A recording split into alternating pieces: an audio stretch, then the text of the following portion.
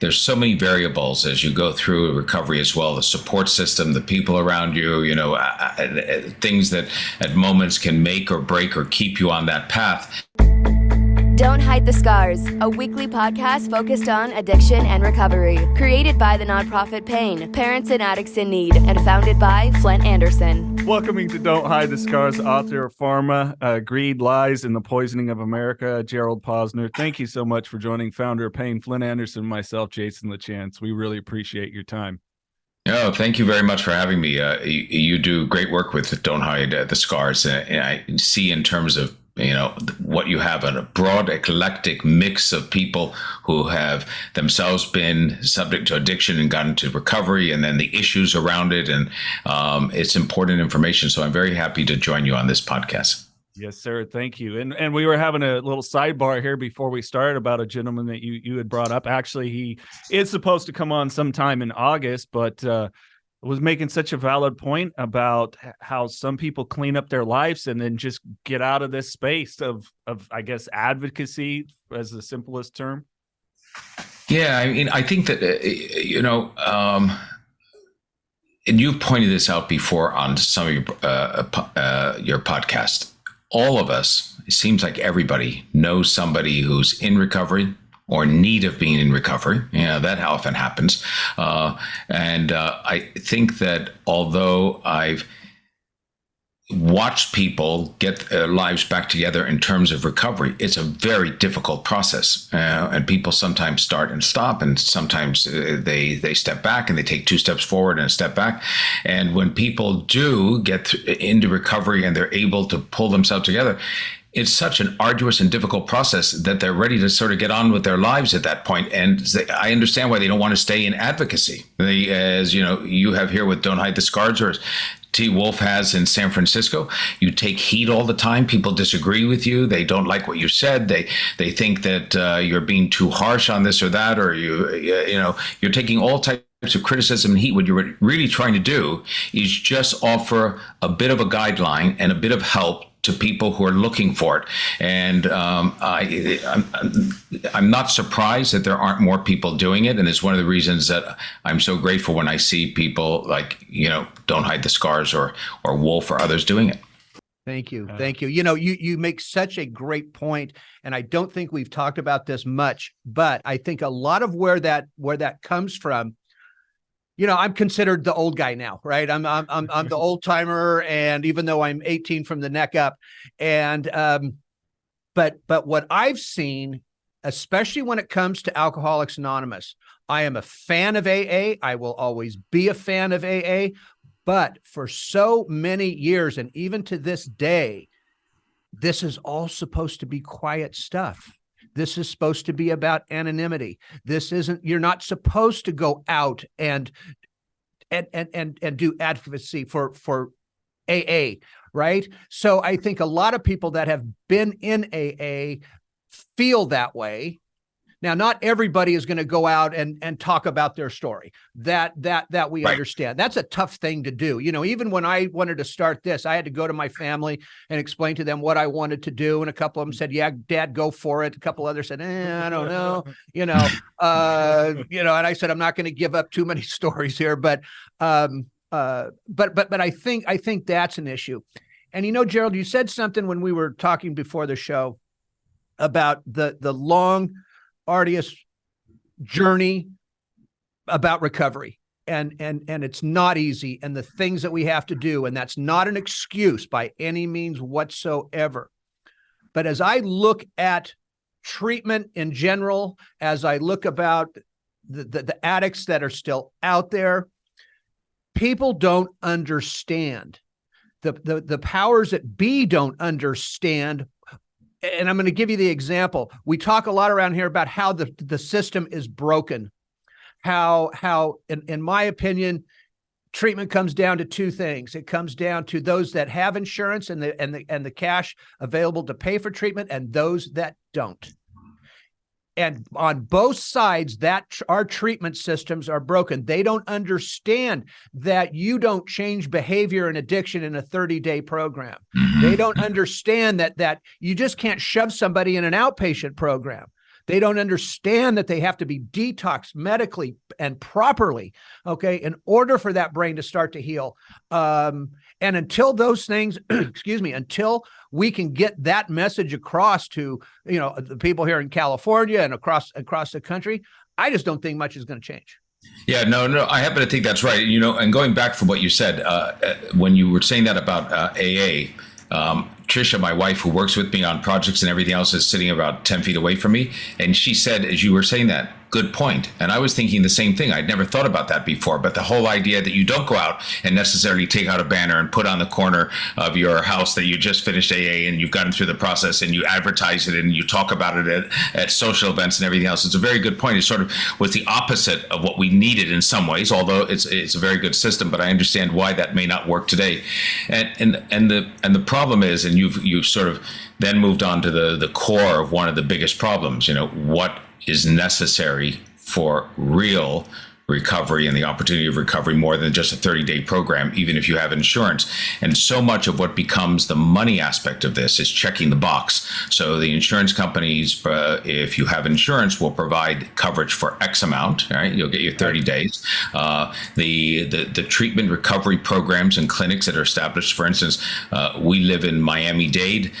North of us in Delray Beach is one of the biggest communities. A lot of treatment clinics and everything else, sort of a small industry, and a lot of people are helped, but they know, those clinics know when your insurance stops paying. And very few of them are doing Mother Teresa's work or going on and saying, let's do this pro bono or as a charity. They don't have that arm. And so therefore, when the system stops, and I think, those rules are being made by insurance executives, by legislators around the country who aren't requiring it, many of whom don't or have not gone through addiction themselves. And I'm not saying that you need to have an assembly and a Senate in a state filled with former addicts to understand and get this done correctly. But I do think that there's, in that underestimation that we talked about, that lay people, including myself before I started this research on the pharmaceutical industry 6 and 7 years ago, we think of recovery as a much simpler, straightforward process. You're addicted,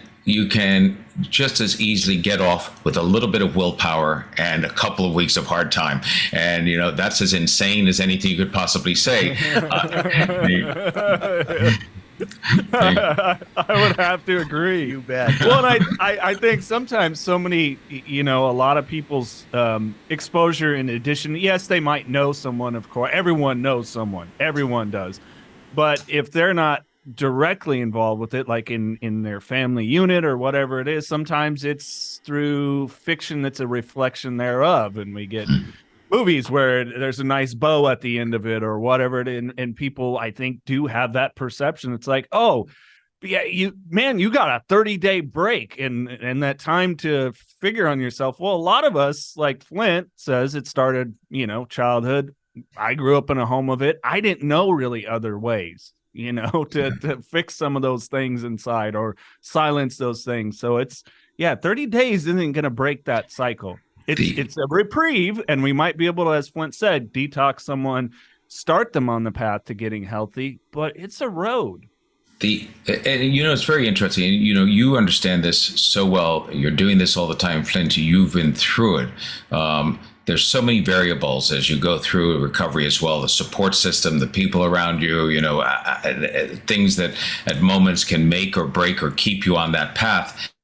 And I think that one of the things is it's very hard for, especially in terms of modern press coverage, what gets the headlines or the news pieces on Good Morning America, the Today Show, or 60 Minutes or a newspaper or whatever else.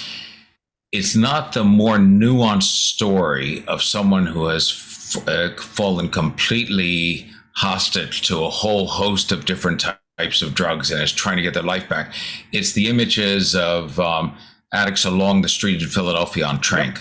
Yep. It's the open air drug markets in San Francisco, and so it's the worst part of, not to say worse. There's no worse or better. It doesn't matter if you're really addicted to heroin as a lawyer in some Wall Street office, or it's worse if you're on the street. I agree, but the point is that I think that the public thinks of it often as, Joe, this is a problem affecting the homeless. This is a problem affecting just people on the street. And look at, and they don't want recovery. This is what you'll hear from lay people. And I think, that's one of the craziest things I've ever heard. How do you assume that?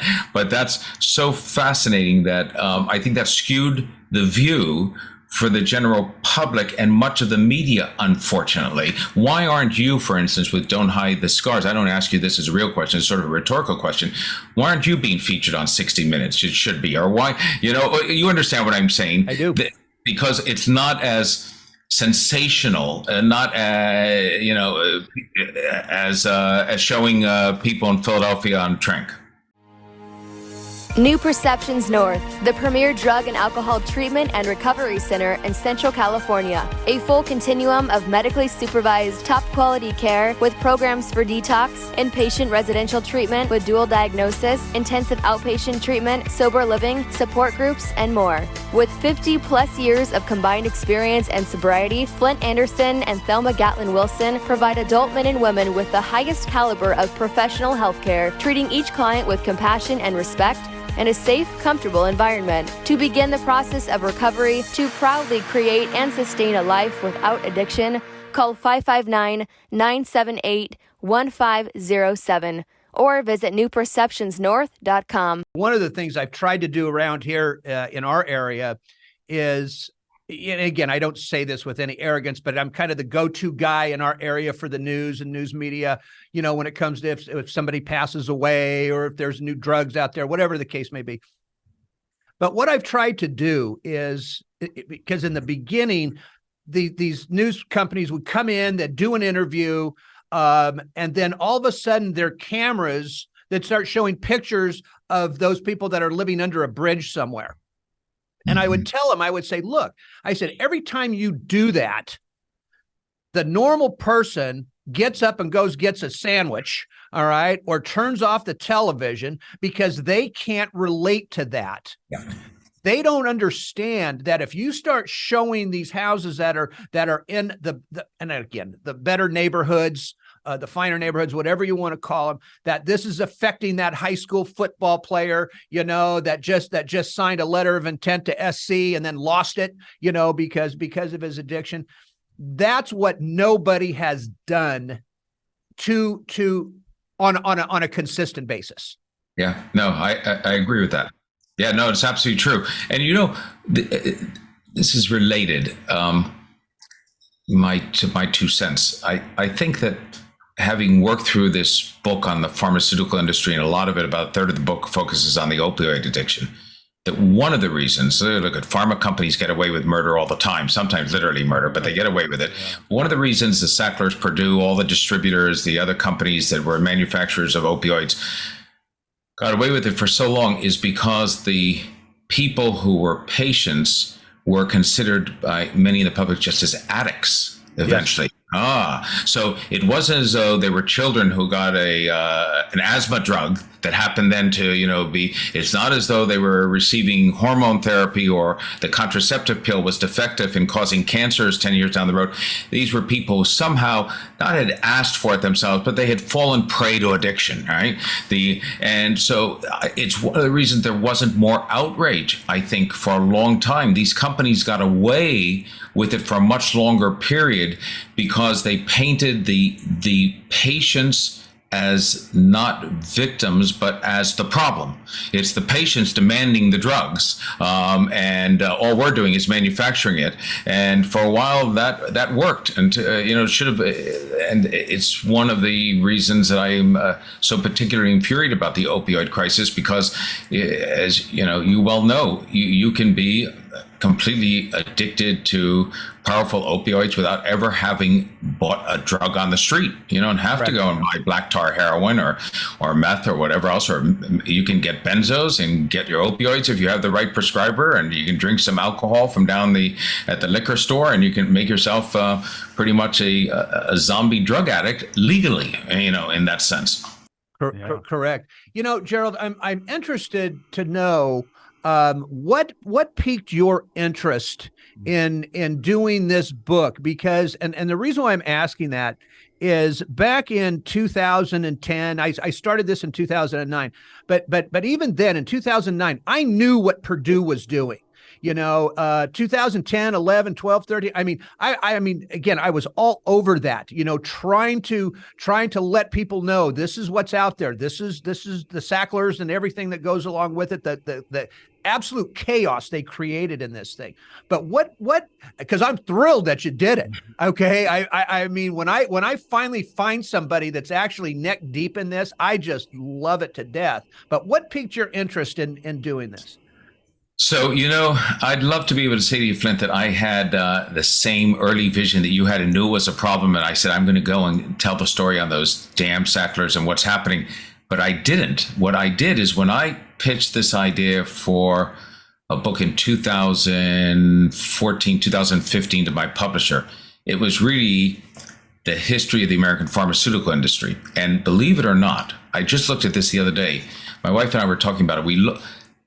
Almost when I have a proposal into a publisher about a subject that I think I can make some progress on and tell a good story, when I finish the 3 or 4 or 5 years later, that book, it bears no resemblance to the original proposal because I don't know what I'm going to find until I go out and do the reporting.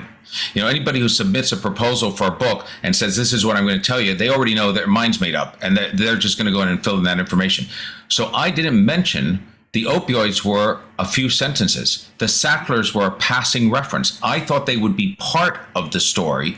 They turned out to be the dominant part of the story. You don't know that until you do it. All the sins of pharma are there, but the part that got me on fire was the part about the opioid crisis, in part, and I think this will make sense to you, a lot of the drug story is how the companies, let's say, manipulate orphan drugs or how they have pharmacy benefit managers to raise prices or things like that. The opioid story was a human story. It was parents who had lost children, often to legal opioids. And once I started to get into that part of the story, I have a chapter in there called "You Messed with the Wrong Mom," just one of the parents who lost a daughter and would not stop. Ed Bish and others who, have sort of put me on fire. I'm going this September. My wife and me are flying at our own cost to Washington, D.C., and we'll join the 3rd annual, mothers who have lost children to fentanyl, lost lives of fentanyl. I'll speak at that rally. I'm on fire on this. So you asked me, why did I do it? I didn't know it was going to be as much about opioids. That is the core part of the book. And that's part of doing what I call good reporting. One last thing, if I can. I put in a request to the FBI and all these other organizations to get information on all types of pharma executives. It's what I do in the beginning is freedom of information requests. They take a year or two to reply. Sometimes you get some paper, sometimes you don't. They sent me a boatload of material on the Sacklers. I'm still getting some, but it was all early stuff, which nobody had known about then, that in the 1940s and 50s, the 3 Sackler brothers, who later go on to buy Purdue and later go on to create OxyContin, were card-carrying members of the Communist Party. And I thought, how interesting that the Arthur Sackler, his brother Raymond, Raymond's wife, Betty, who was later on the board, were investigated by the FBI for nearly 20 years as security risk, once for possible treason, and went nowhere. They had undercover agents inside. I've gotten another 500 pages that these true, communists of the era in the Cold War turned into uber capitalists. They raked in the billions. They left aside their belief in, the better and common man or whatever else. And so it was just a fascinating little aspect of the story that, doesn't tell you anything more about the opioid crisis, but tells you a lot about human nature. You bet. Wow. I didn't know that. I didn't either. That is just amazing. I mean, because Flindt, Gerald, it really educated me on the Sacklers. Like I tell about a year ago, I was not I knew a good amount about Purdue and so on, but as far as the Sacklers and just, I mean, the evasiveness of these people, I mean,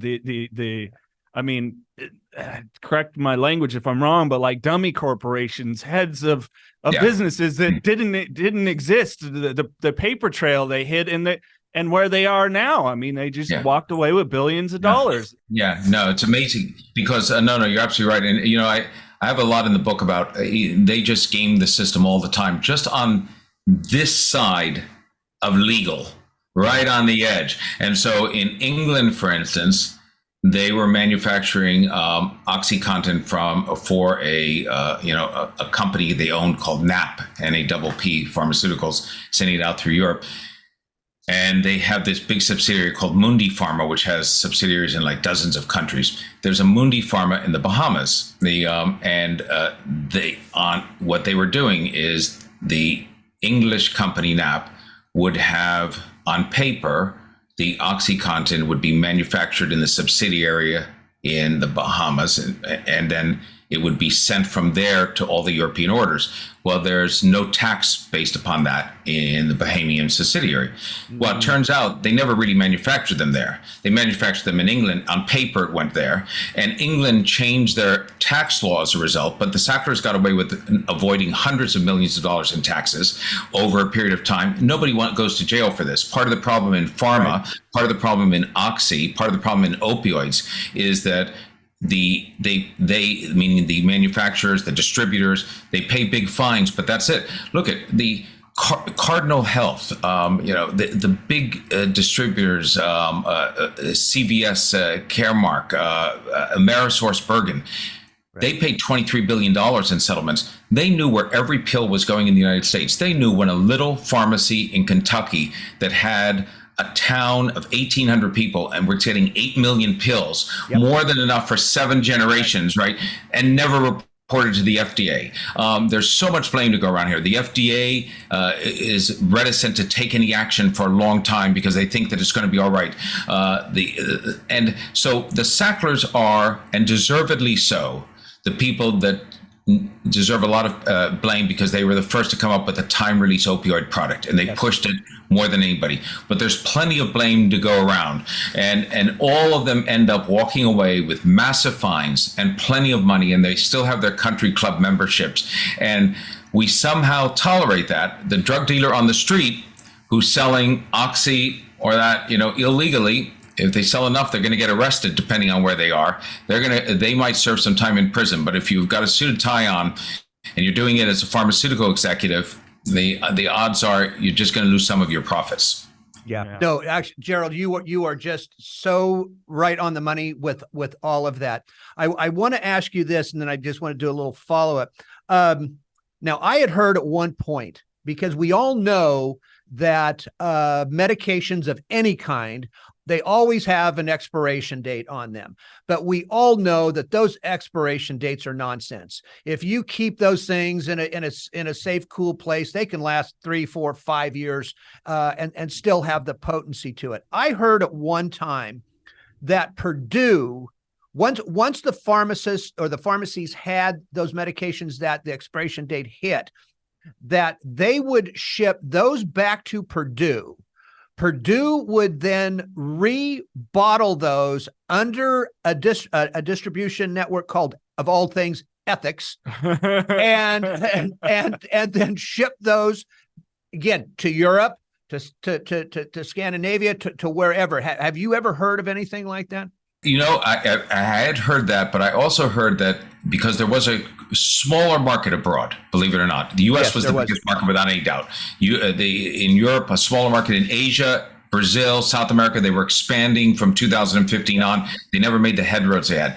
But Purdue considered a return of a product for past the expiration date to be a failure of its sales team, meaning its sales team had not gotten the right dispensing doctors, the high prescribing doctors, because if they have sent X amount to a given location, they've sent it there based upon what they expect the orders to be. The sales team is coming back and telling them what they think the pill mills, the prescribing doctors, everything is going to prescribe.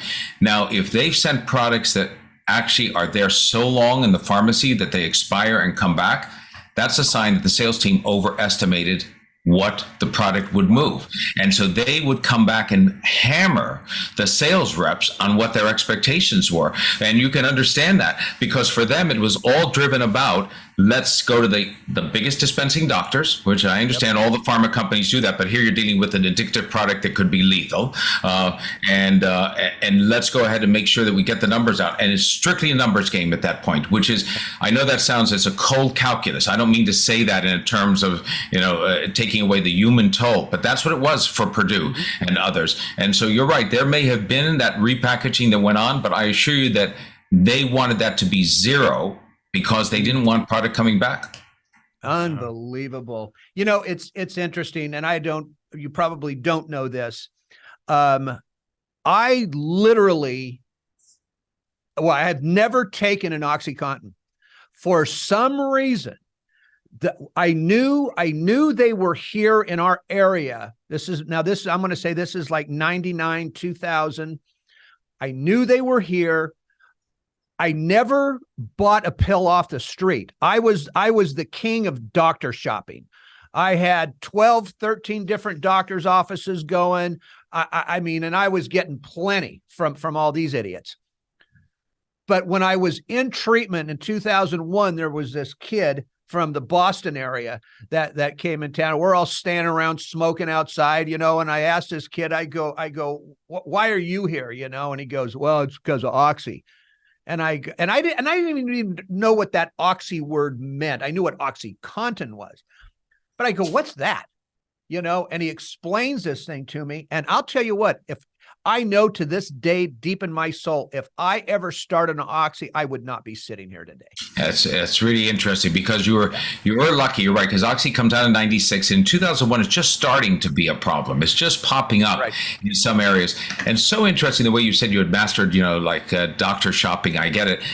Obviously, you were in a state, as Florida was, and I write about this in Pharma, where there was no database to be able to check to see it. Now, that problem wasn't something that existed for 6 months in Florida, for instance, which became Broward, the pill capital of America. At 1.85% of all OxyContin in 2014 and 15 is coming from one county in America. We used to drive up there to a chiropractor, Tricia and me, and he was actually next to a pill mill. The pill mills would advertise on these big billboards. There'd be an armed guard in front, and there'd be a line of cars literally parked down the block from Kentucky, Georgia, everyone else, people coming in. They'd be stopping at that. They'd get the pills would be dispensed in the clinic, the maximum amount that could be dispensed. It was a cash transaction. And then they would go and wait at some other clinic to be able to do it. Nobody in Florida in the state was verifying whether you were filling 10 prescriptions or not. And that type of, that's why I say, it's easy to just point at the manufacturers, because they look like the bad guys, and the Sacklers in particular, because they're unique with Purdue because it's a family-run operation. Most of the pharmaceutical companies seem anonymous to us. They're these big entities, with shareholders and boards, and we can't name who the CEO is. With the Sacklers, you know it because it's a family, right? So it's different. But it's more than just the manufacturers, because they needed enablers. They needed the doctors who overprescribed. They needed the pharmacies who took the fake prescriptions. And they needed states that weren't doing the right thing in terms of immediately realizing they had a problem and starting at least to try to cut down on the amount of doctor shopping. Although maybe Flindt, and I don't know this, you would have to speculate, but if there had been, let's say, much stricter ban, let's say they were able to stop you from doctor shopping when you were in the midst of really wanting to fill 13 prescriptions, you might have gone to the street to get what you needed. Oh, no question. No, yeah, okay. Yeah. No question about it. I mean, again, people don't get it. As addicts, that is our main job. Our job every day is to get that amount needed so we don't get dope sick. It's a real simple formula, and we will do anything to get it. I mean, we will bankrupt our own families. We will steal from loved ones. We'll steal from anybody, to get what we need for that day. I mean, there were times when I literally would have to go to 2 or 3 different doctors in the same day. because one of them said, nah, Flindt, first of all, it's too soon. I can't write that one. Or not, he's thinking this to himself. You're just bullshitting me. Okay. So I'm not going to write it. And then I'd maybe have to go to, and I was fortunate. I had a job. I had another business where I could be out at 11 o'clock at night or 2 o'clock in the morning. I worked in the legal field, so I would zip over to an emergency room, and hang out there for 4 hours to get, 30 pills, just to make sure I wasn't getting dope sick. So yeah, it's a circus. If you or a loved one is struggling with addiction, please call Parents and Addicts in Need at 559-579-1551 or check us out online at painnonprofit.org. Follow us on social media at Pain Nonprofit. Please subscribe to the podcast and share with others wherever you get podcasts and on YouTube. To donate, please click the link in the description and help us save more lives gripped by addiction. We spoke to a while back a physician he was running the emergency room at Jackson, which is a big trauma hospital here in Miami-Dade, and then had been over to Mount Sinai later. And it's, Miami is a tourist area, so they would get somebody at the ER. And he said the person, in order to show that they weren't an addict, or to try to say that, say they had hurt themselves, something had happened. And they say, once a doctor had helped me, gave me something, I can't remember the name of it. It sounds like, Yep. Parkamon or Parkaman or and you say Percocet, that's it. You say, but it's fabulous because everybody has their angle to try to get it. That's right. Now what's happened, of course, and you will understand this at Don't Hide the Scars. Trisha, a year and a half ago, went through breast cancer. She's fine. She went through 2 surgeries. She's good on this side of recovery. It's in her rearview mirror. But after the surgery, they said to her, and she was in a fair amount of pain, take a Tylenol and an Advil. And she said, really? And they said, do you have anything stronger, that might make this less painful for 24 to 48 hours? They said, no, we have new studies that show that Tylenol and Advil is just as effective as, opioids post-surgery. So what's happened is we go from one extreme to the other. From the time when they're doling out opioids like it's candy, what do you need? You need another week, to now people and I know people who are in chronic pain who go into a pharmacy to fill a prescription or be looked at like they're some type of drug addict or that, so it goes from one extreme to the other, and we never seem to find the balance. Well, and the danger of that we saw, what was happening with the people that couldn't get their opioids that way, they're either turning to streets or heroin. Yeah. And we saw that overdose rate. Oh, go through the roof. But no, you're absolutely right. Again, I've said it for years. We can't be consistent in anything. We're either far to the left or we're far to the right. Jason always has to watch my right hand because times I talk with my hands, I may hit him in the chin. But no, I mean, that is so true. But let me, you made a comment there that needs to be explained. First of all, it depends on the surgery you're having. I've had surgeries anywhere from a broken bone to open heart surgery. And there are times, I don't care who you are, what anybody says, when they cut your chest open with a chainsaw, you're going to need something a little bit stronger than Tylenol and an Advil, right? Now, that doctor is right to a certain extent, because what the opioid does, this is the best way I can explain it. It's the Tylenol in the medication that is actually the painkiller. The hydrocodone is a narcotic that simply tells the brain to tell you that you're not supposed to hurt. In other words, it makes you goofy so you don't care. Okay, right? But that's not what's taking away the pain. But with certain surgeries, I'm sorry, even today, I have to have a foot operated on in October, and it's going to be painful. But that doctor knows I'm in recovery. He knows that I'm going to get no more than maybe 10 pills. They're going to go to my wife. She's going to dole them out. And if they even think that I have got more pills other than that 10, my wife will stand there and tell me to drop my pants right in front of her and pee in the cup. Okay. Because nobody's going through that crap again, Yeah, no, I understand. No, I do understand. It's interesting because The drug industry is subject to, changing the rules as it goes along in that. But I do agree with you that part of the problem here is that, certain drugs get tar and feathered as bad in their entirety. And that's a difficult thing. And also what you said before about how you would have gone to the street. I mean, that happened with OxyContin for a while. So they were losing, they meaning Purdue, they were losing customers in the original areas where they had made their inroads, Appalachia, stretches of Appalachia, hardworking and, people working in tough blue collar jobs with a lot of pain, ideal customers who want to keep working but want to get over the pain. And when they were, in many cases, addicted to opioids, they would find cheap alternatives like heroin that was available on the street that seemed to them more powerful, and turn to that and forget about going through the process of trying to doctor shop for that. And Purdue realized that its numbers were dropping because not that customers were suddenly getting clean, but it was that customers were finding alternative ways to buy that weren't through a pharmacy. Right. Right. I also want to ask you this, because this is something that I'd heard. Look, I've been to Broward County. I've been down to where you are. I've been to I'm sorry, I just went blank. The beach. What's the name? Delray Beach. Yeah. And I know at one point, I think down there, you guys had like 1,500 different treatment centers.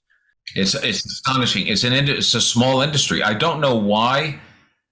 I should do a story on that once. I'm not sure why Delray Beach, they may have, and this is a code in the city commission that gives them some incentive for that. There has to be some reason why that particular stretch of beach in Florida has attracted more of the treatment centers than anywhere else. Yeah, I was invited to go to. In fact, they flew me out there to go look at this treatment center.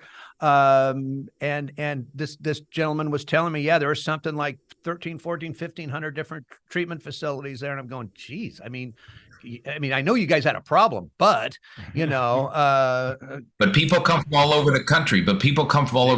And one of the advantages they do is they advertise the fact you can be on the beach in Florida. Right.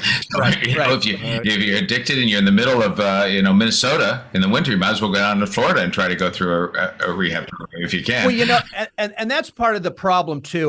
With the treatment industry. I own a treatment facility. I own a detox and residential here in the Central Valley, and look.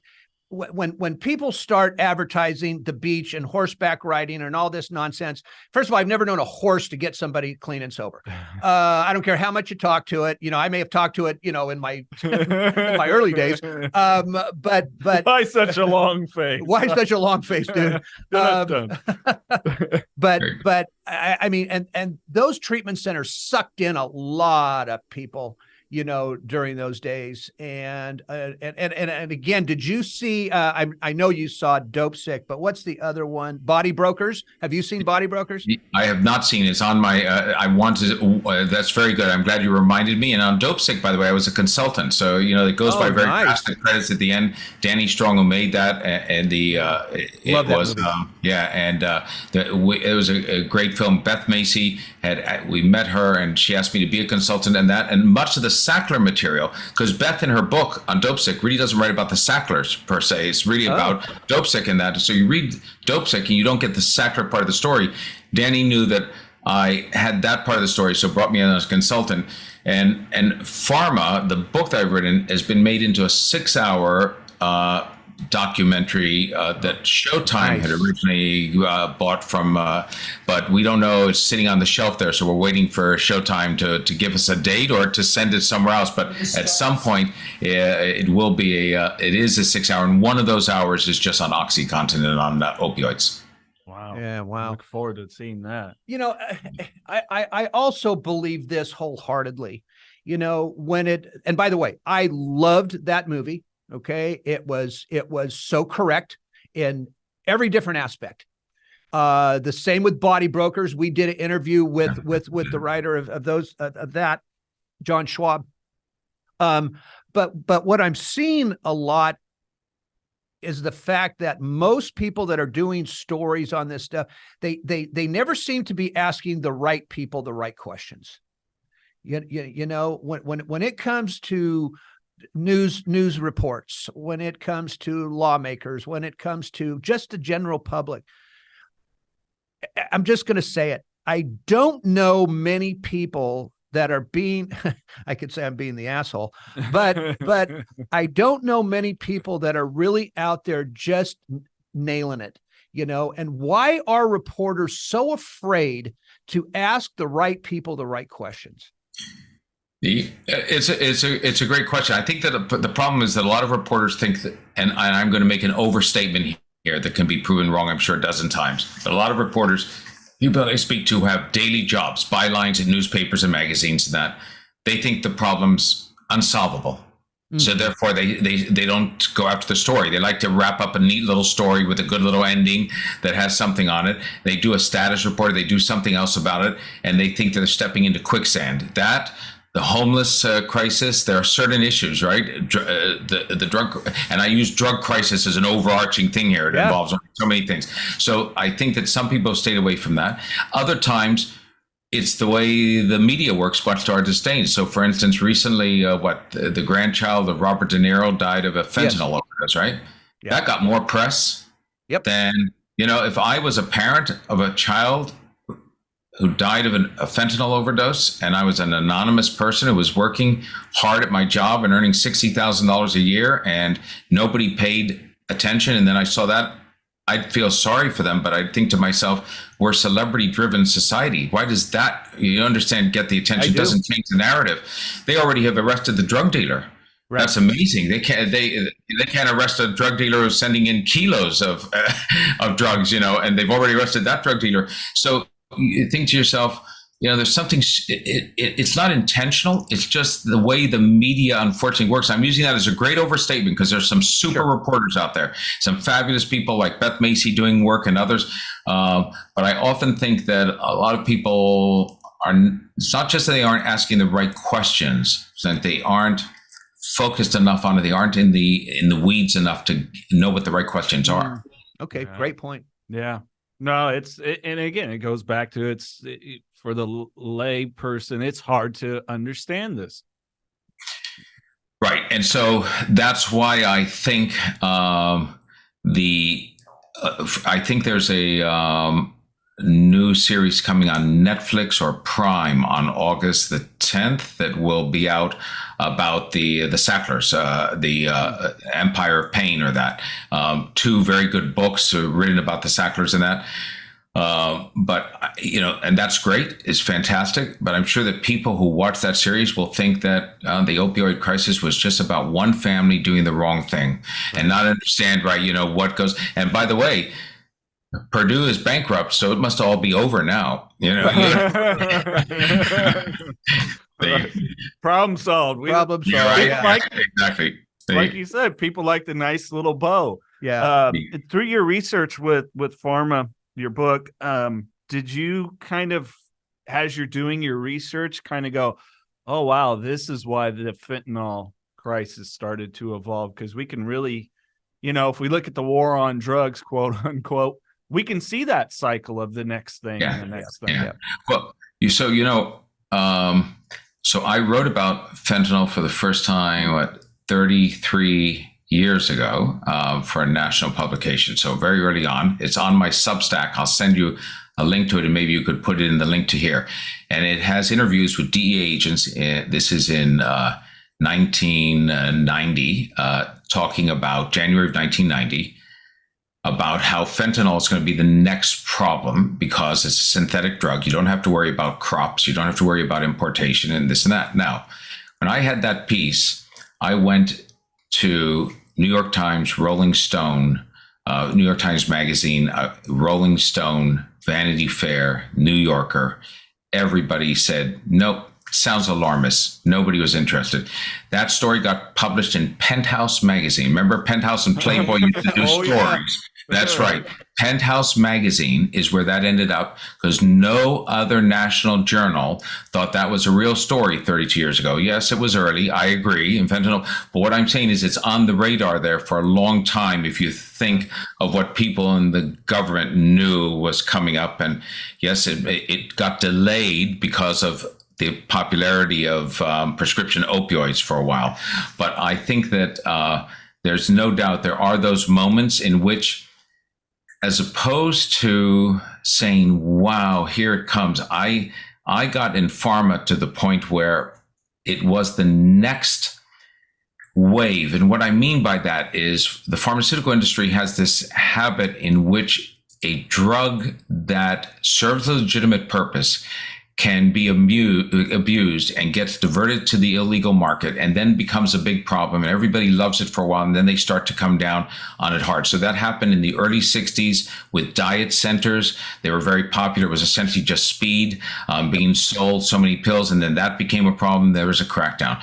For 15 years, almost 20 years, it was benzos. Valium was the biggest selling drug in the world for 15 years, right? It was, and people thought benzos, including doctors, had no side effects. You'd never be addicted to benzos, right? So, and then, right, we have too much of a good thing, and Xanax replaced that, and then comes the opioids. So it's almost as though you're waiting for the next one to come in, the next one to drop, because pharma finds a way to get a product that has a psychological, physiological, or physical addictiveness to it that serves a legitimate goal. Then overproduces it. They get the doctors to overprescribe. It finds itself diverted to the black market. It builds up this following. And then after 10 years, everyone's saying, well, how did we get here? Right. And that's the DNA of the pharma industry. The drugs change, but the pattern doesn't, if that makes sense. Yeah. Total sense. Absolute total sense. We can see this stuff coming, and I just don't know anymore. It's almost like I don't think I'm going to see any type of end to this in my lifetime. I just don't really see it. It's frightening. It's definitely debilitating to me. That we can't make some of these changes when some of these changes can be so easily done. Yeah, I think there's another issue, and I watch what's happening, for instance, in Canada. I watch what's happening in different states around the U.S. in terms of harm reduction, drug treatment. The debate over it. In Alberta, which is a conservative sort of district in Canada, as it goes. They have harm reduction, but they've rolled it out together with programs that really try to get people into a treatment program, right? So they're saying they go hand in hand. We're going to make sure that we have plenty of antidote to overdoses, and we're going to make sure that we have clean needles, but we're not going to go one step further, but we're also going to make sure you're not getting those needles unless you're sort of getting into a treatment program that we're going to make available. Now, the problem for that is it's a lot of money, and the success rates are slow. Politicians love to say, wow, we just spent $100 million and we have 32,000 people who were living on the street and addicted to drugs, and 28,000 are now clean and working at Starbucks, or some such thing. And you can't get those stats. They're tough. Nope. People are clean and they fall off, and it's a slow process. So I see the debate over it take place, and you have to get politicians willing to commit who have patience. Yeah, that's a tough thing in politics nowadays. Everyone wants, a solution tomorrow. Yeah, it is. The whole harm reduction thing. I mean, Jason and I, we talk about this quite a bit. And, coming from an addict's standpoint, look, I'm sorry. This is a devil on one shoulder, angel on the other shoulder topic, because I don't want anybody with Hep C. I don't want anybody getting HIV, but I'm not a clean needle guy for the most part. I am a huge Narcan advocate. I believe that every household, every schoolhouse, every school room has to have that. I am not a fan of fentanyl test strips because I really believe that we are sending the wrong message to our youth by saying, yeah, little Jimmy, okay, you know what? Yeah, you're going to do cocaine Saturday night. Well, here's a fentanyl test strip, okay, to make sure there's no fentanyl in your cocaine. Well, what kind of message are you sending to the 15-year-old? And by the way, that 15-year-old more than likely isn't going to test it anyway because they all trust their drug dealer. If I have to hear that one more time, I want to throw up. No. Right. So my philosophy is, again, how we change the treatment program. I mean, I've got some ideas, but I don't know who's listening. But the fact is that why can't we give these people at least the opportunity for abstinence? And if they can't do it, okay, then there's got to be some other methods that we can use. I just don't understand. No. You're preaching the choir here for me. I mean, one of the reasons I'm aware of what Alberta's doing is I've testified to these parliamentary committees in the Alberta legislature about this. I'm not a fan of traditional harm reduction. Right. I do think it's maintenance addiction. We're going to get somebody addicted. We're going to maintain their addiction so that they don't die. They don't get sick from hepatitis. They don't die of HIV, and they don't overdose. We'll make sure that they get the right level. We're going to have essentially the equivalent of opium dens that we had at the turn of the 1900s. We'll have them again. They'll be legalized drug sites. And I'm not a fan of that. And I understand that may result in fewer overdoses, which politicians love saying, but it's certainly not helping the problem. But as a result of that, I do find there's a split, as you know, with parents who have lost children, because some of them think, and they could be right, that if there was let's say a fentanyl test strip before their child had died, they would think their child would have been smart enough to try the test strip. Right. And would have avoided. Right. You understand? You can't say that's impossible. So they think my child would have been alive. And so I get that, and it's a difficult thing. But so there's a split even among the parents, and I've seen people think that it's amazing that we're having this debate at a time when in the Netherlands, Amsterdam is essentially going the other way.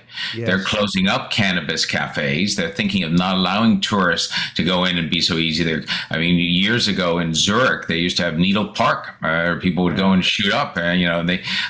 Europe realizes that a permissive system doesn't necessarily work. And I'm not sure here. San Francisco, my hometown, born and raised there. My family is still there. Many of my family. The progressive policies there in terms of harm reduction, or what's passed as harm reduction, have been devastating. Just devastating. Terrible. I lived there for over a year, went to San Francisco State, and I couldn't imagine. I've had friends invite me back, or, hey, come bring the kids. We'll go to a Giants game. And it's sad for me to say, a city that held so many great memories for me, I'm a no. Yeah, no. And for me, I've tried to explain, mostly my youngest has asked more questions about what dad does. And it's for me, the disheartening thing that I always say is, okay, I get in that big thing of the harm reduction is the decriminalization and everything else. Yes, the addiction, not a moral failure, unless you are going to rob and steal and everything else to fill your habit. But it's not humane either to just leave people out to die on the streets. This isn't what it's supposed to be about. Right? This isn't. And that's that's my perspective. That's what I see. Yeah. We see it here in Fresno. We drive by people that they're just left to die. Right.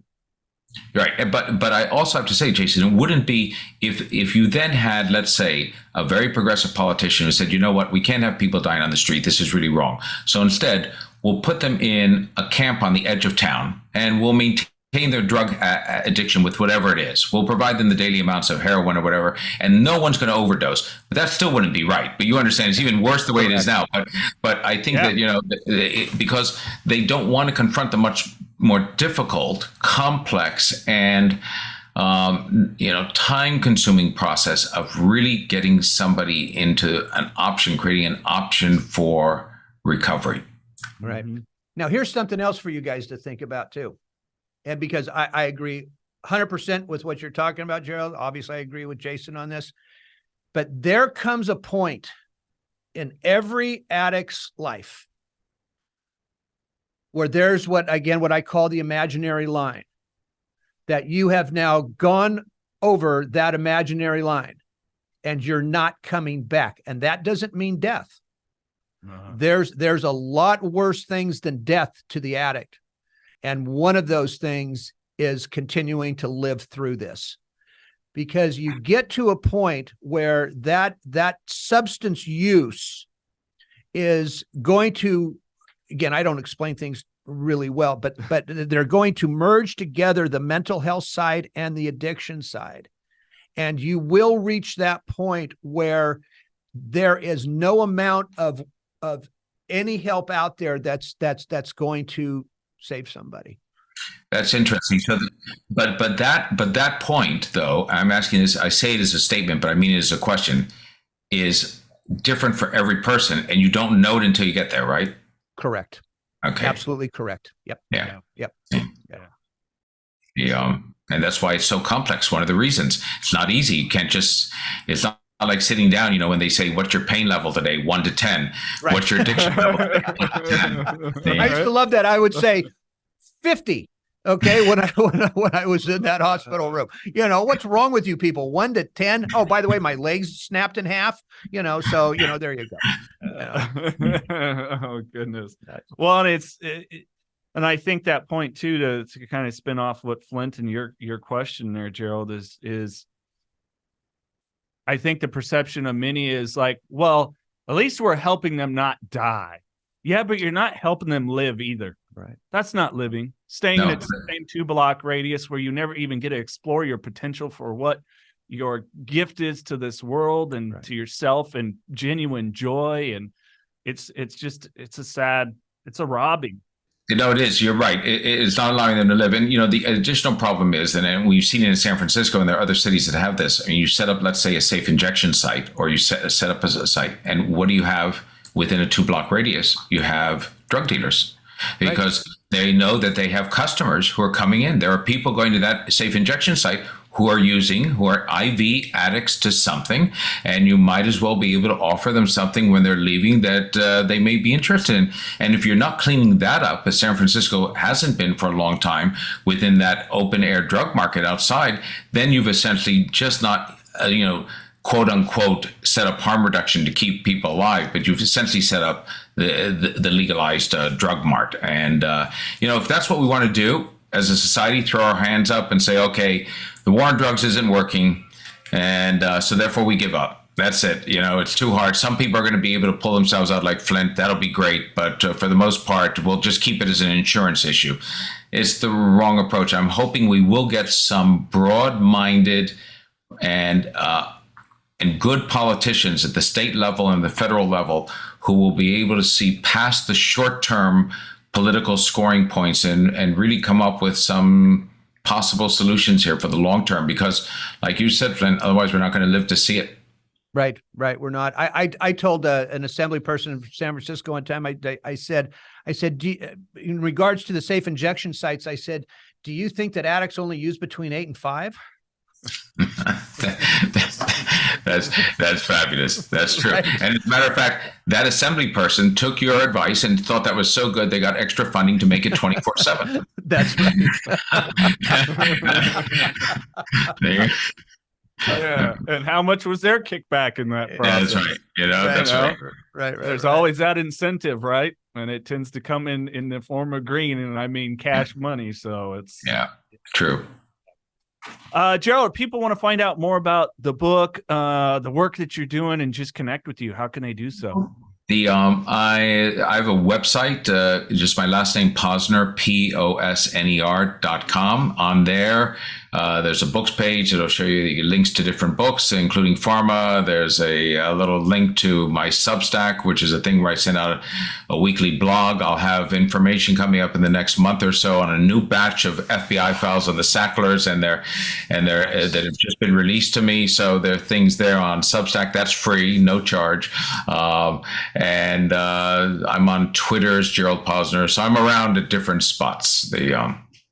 Yeah, we'll make sure to put those in the podcast description. And hey, something spikes up for you, you want to talk again and, converse, please don't hesitate to reach out. And it's a real pleasure. I will. I'm going to send you both the 1990 article on fentanyl. You'll find it really very interesting. And most interesting is the snapshot that no major, what I call mainstream media, thought that was a story back then. All right. So, and it wasn't on their radar. And the others, I'll send you a piece, I think, that I have also on the Sacklers and their communist background. You'll find that of interest.